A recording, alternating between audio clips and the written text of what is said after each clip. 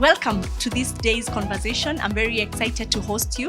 My name is Damaris Moshiri, and I'm very happy to be having you today as we continue this series of conversations within the waiting and dating framework. For many of you who have not or have been with us, you know we've been following through a series of conversations where we focused particularly on how to prepare to date, how to actually date the God's way.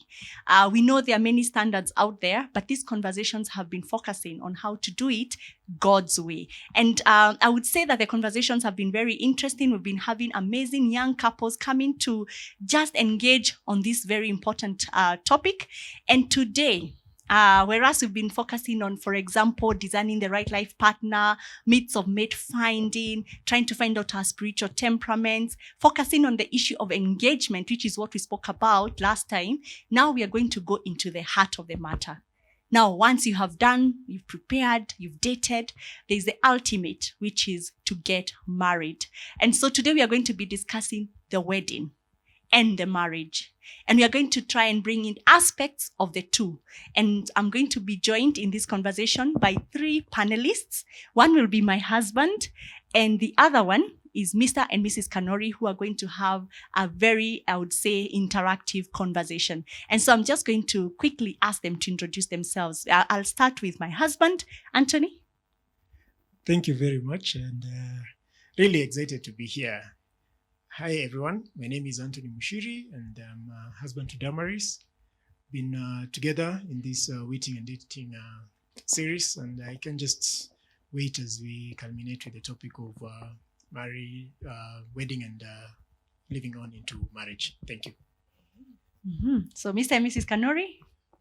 Thank you, Damaris. Hi, everyone. My name is Soila Kanori, and I'm excited to be here and to be part of this platform of waiting and dating. And I'm really excited just to tackle this topic today about wedding and marriage. Thank you once again, Damaris. We are grateful. My name is Gerishon Kanori. I am very excited to be invited here to tackle this topic, weddings leading on to marriage. And we are not the experts, but we will share what the experiences we've been through, other experiences we've seen amongst our friends, and just to see how we can assist people demystify this stage of life. Thank you very much. Thank you very much. I'm actually waiting and to see how we actually engage in this very important topic. And I think the most interesting thing is that we are bringing in, not because, as you have just said, not because we are experts, but just because we know we went through the journey. I think you guys got married, was it 6, 5, 7 years? Almost 7 years. Almost 7 years. And before that, because I knew Mr. Kanori before, I know he was in almost how many committees? Endless committees, many, numerous. Endless committees. Yes. And so just even before he got married, I would say he was highly involved in committees that were working towards a wedding and ultimately towards marriage. Here, my husband and I, we were in very many committees, I would say also. And it's an interesting conversation because we know it's once people have finally dated. Actually, when people are dating, what they're looking out for is to get into this space of now preparing for the wedding and for the marriage. I don't know whether, Soila, you'd like us to start this conversation and so that we can just run over because of, Yeah. From what I have seen, there's lots of emphasis on weddings, and we've all heard it's the best day of my life. There's a whole industry dedicated to this, as we have seen, and there's a lot of pressure. And so for this session, what we want to focus in is it's easy to get overwhelmed. It's easy to focus on the wedding and miss the whole point. And so it's important for us to always remember that this is just the beginning. There's a bigger vision. And so even as we plan for the wedding and as we do all the things pertaining to the wedding, let's remember the bigger picture is the marriage. And so today, I think what we will do is just help focus on what are the things to help us focus on the marriage, even as we do the wedding. Because also agreed that a wedding is a big deal and it's an exciting function and ceremony for the couple, but just to remember that that's it. That's not the goal. That's not the end. That's true. Yeah. And I think I'm happy that we actually two, so we'll be able to balance this situation, because as we were growing up, girls, I don't know whether you were in that space, but since we've been seeing weddings all our lives, I used to watch weddings. I used to go for weddings. I was a flower girl in every wedding. So by the time you are getting to that space and you're getting to date this person towards a wedding, your mind is very much aware of what you want. But then at that point, because even as we discovered, or as we were discussing, particularly the engagement stage, we realized that that is where the nooks and the hooks of everything is discussed, in the engagement stage, where you try to go into the deeper sense of very many things, so that by the time you're getting to the wedding, you're not fighting over small things, because now your mind would say was focusing on this grandiose, and now your partner might not be in that space. So we want to come in and bring in almost sanity in the whole discourse towards the event, which is the wedding, and actually the vision, which you've mentioned, which is the marriage. And so, gentlemen, when you are thinking of a wedding, because before we go into the deeper sense of what are some of the things we need to focus on, what were you thinking of for you as a man? Well, for me, it's how fast can this be formalized? Really, like, can we already do this? Yeah. Half of the time for men, it's not about the big day, the big wedding. It's just about that you did it right. And then you want to move on very fast to the next stages. Yes. Mr. Kanori? I mean, I wouldn't refute what Mr. Mushiri has actually said. It's a day that you, as a man, okay, let me speak about myself. I was really looking forward to it. That cannot be even underestimated. But I was actually more keen on the after the wedding.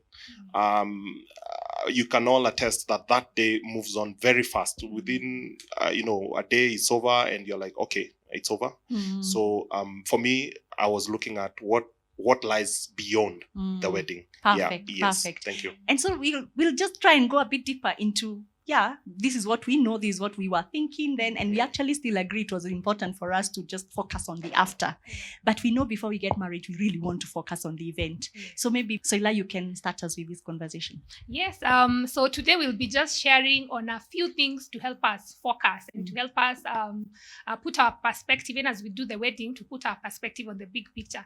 And I think the first thing for us to remember is that on this day, on the day of the wedding, you're showing up to your future, because there's a tendency to want to show up on that day in a big way, but it's good for us to remember that you're showing up for your future. This is the beginning of your life together with this person. And so just to focus, not just on that day, but to just remember that this is day one of everything that's going to happen. So marriage is vowing to stick together in the long run. So I don't know if you have anything to add. Yeah. So, for me, there's one thing that God helped me, and is having commitment.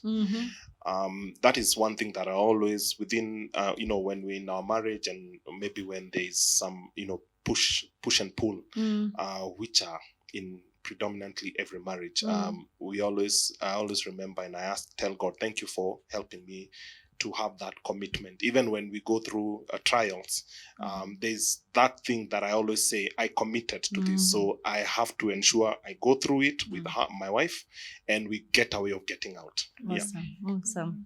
And it's very good. It's very interesting that you've spoken about commitment. There's a tendency for people to think that once you're given the certificate, it's like a title deed. That the certificate now means that we are committed, and we use the certificate and the wedding to trap people, so that now if this guy looked like he was not serious, let me commit him in a wedding. But really, that's not it. The certificate does not mean that now you'll stay married. And there's a lot behind making a marriage work and making it. And so the commitment is key. So the certificate does not equal commitment, but commitment, as he has said, is something that we need to work on to ensure that we go through from the very beginning. I am thinking that maybe there are certain things that you feel are key elements, or are still very key elements when you're thinking of wedding and marriage. I don't know whether... Let me help you with that.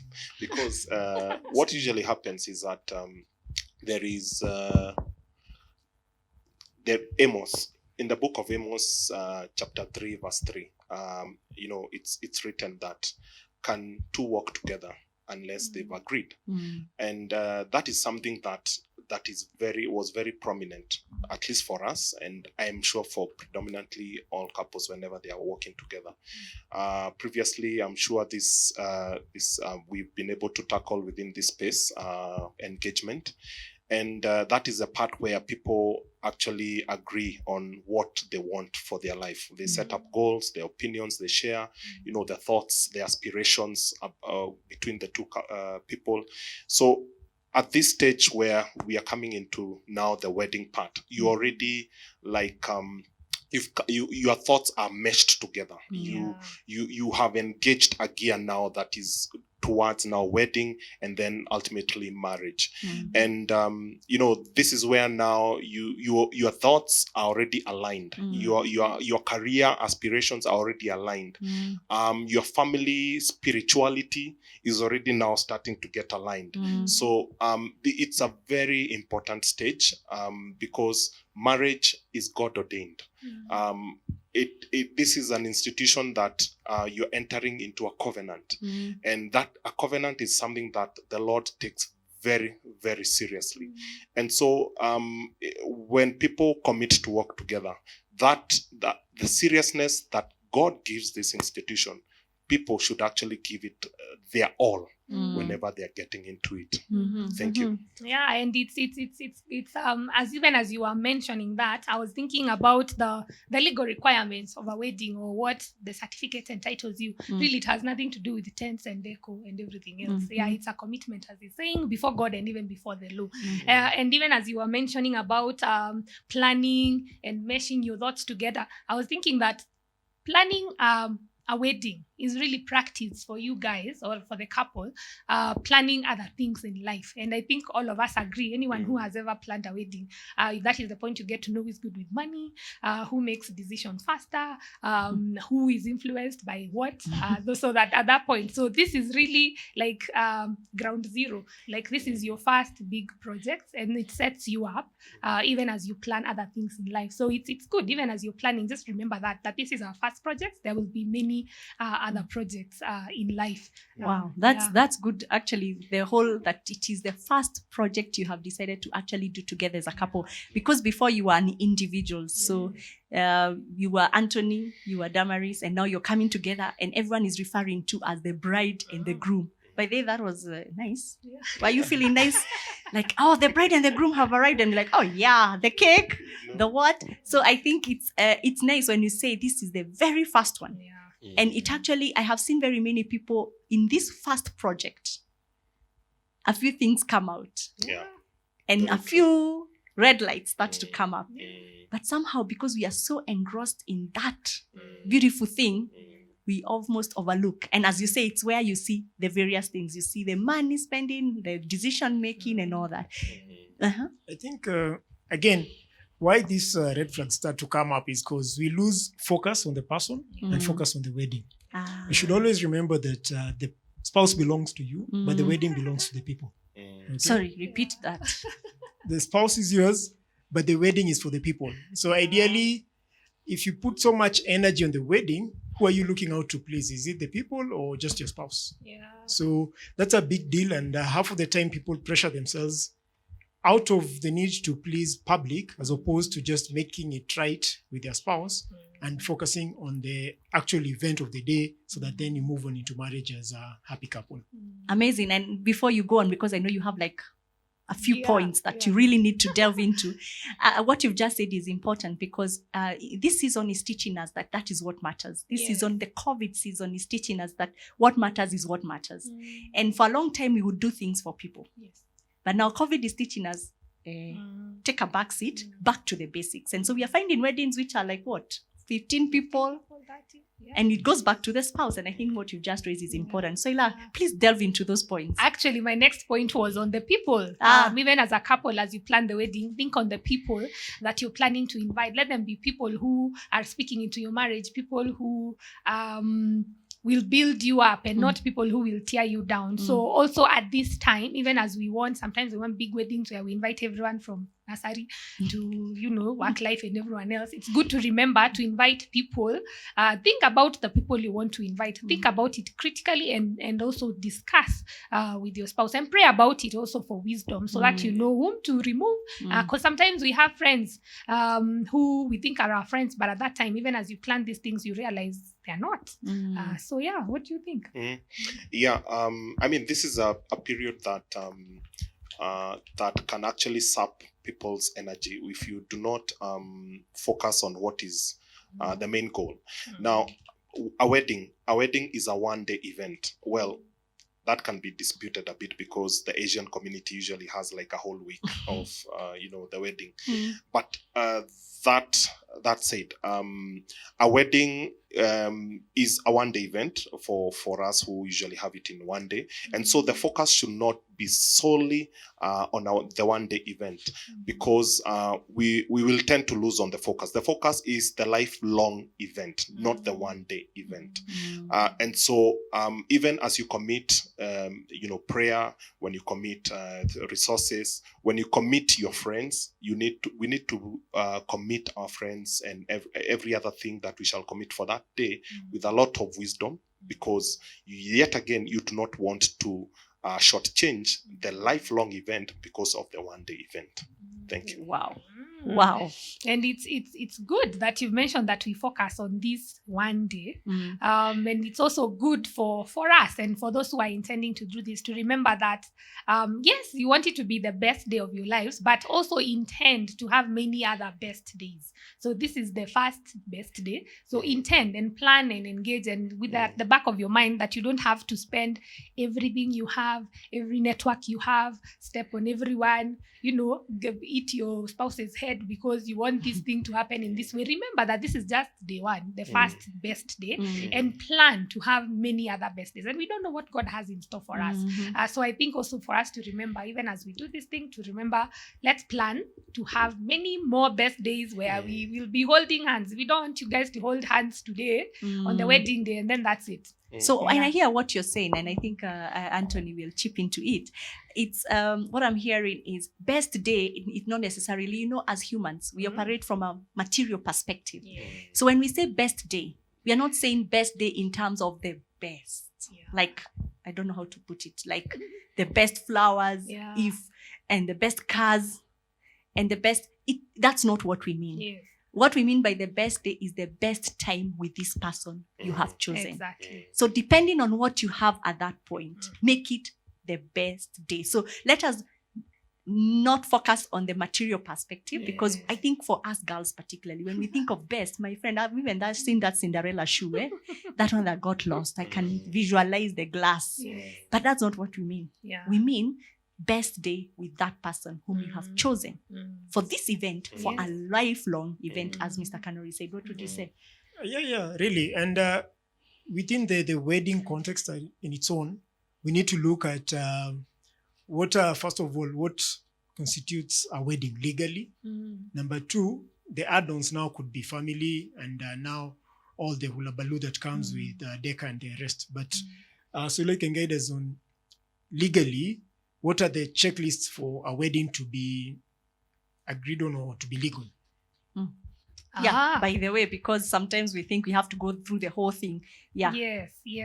So I think the first thing, and for anyone who's intending to go through marriage, maybe you've gone through your church. Once you talk to your pastor or your reverend, they will be able they give you a checklist. But the first thing, we all know, you have to visit the AG's, the Attorney General's office, for you to be able to get the license, the marriage license. So you apply for it about maybe 2 to 3 months before the wedding.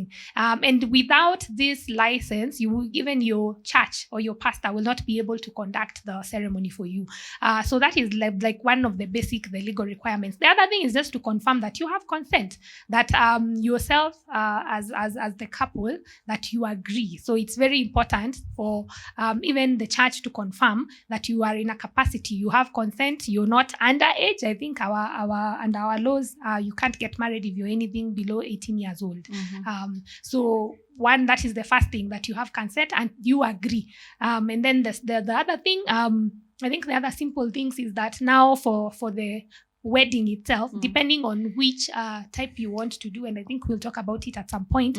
You can do the civil one where you go to the company's registry, any magistrate can do it for you, or you can do the one where we come to church, or even we do it the church also in the grounds. So basically, depending on whichever it is, there's a requirement that the two of you will be there and you'll be asked questions. Do you agree? And we all say I do, and then there must be witnesses, and then there's the signing of the certificate. I'll cut you short because I don't want you to go into the details of the different marriages, because I know there's a point at which that will come. Yes. But I know there's a point you'd like to raise, particularly as we continue on this discourse on the wedding. I know maybe you're on the fourth point, maybe.